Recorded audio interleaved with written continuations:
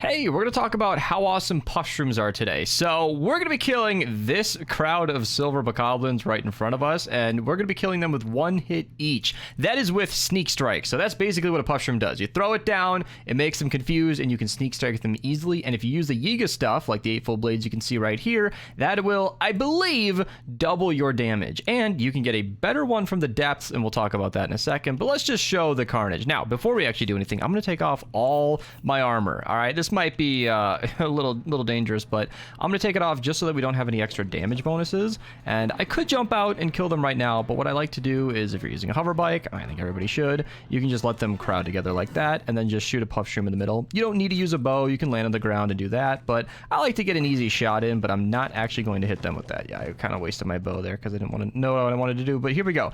So without any armor, I'm just gonna one hit a silver. Just an easy one hit. Just smack it in the back, smack it in the back, smack it in the back. One shot each. With one Puffshroom, we are doing 800% extra damage because of that Sneak Strike bonus. Now, if we use the upgraded one, I don't actually know if this will one-shot, but let's find out. And there we go. One-shotting a boss bokoblin. Silver one.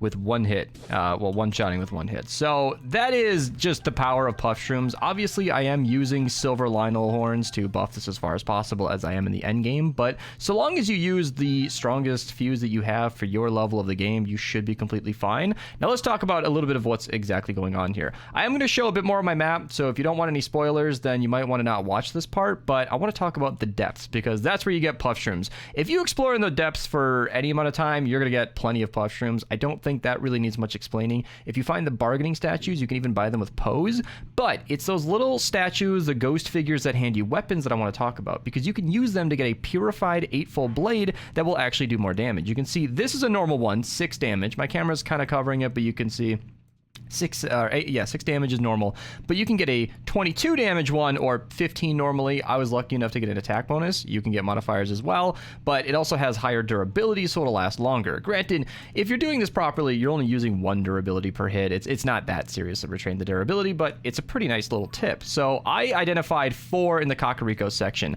I am certain you can get 8-fold blades. I got that there, in the end. I'm sure you can get that all over the map, but I only know of these 4 locations, so if you want to comment more down below, let me know.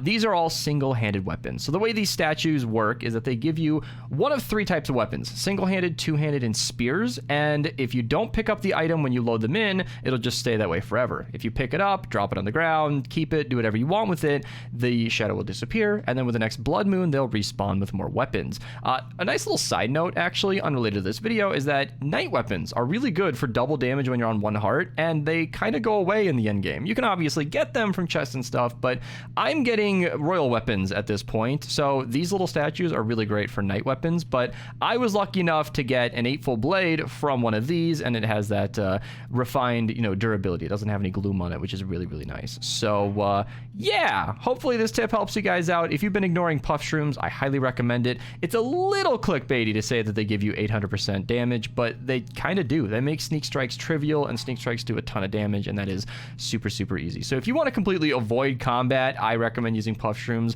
I tried to use them as often as possible in every single fight in the depths, and I only profited.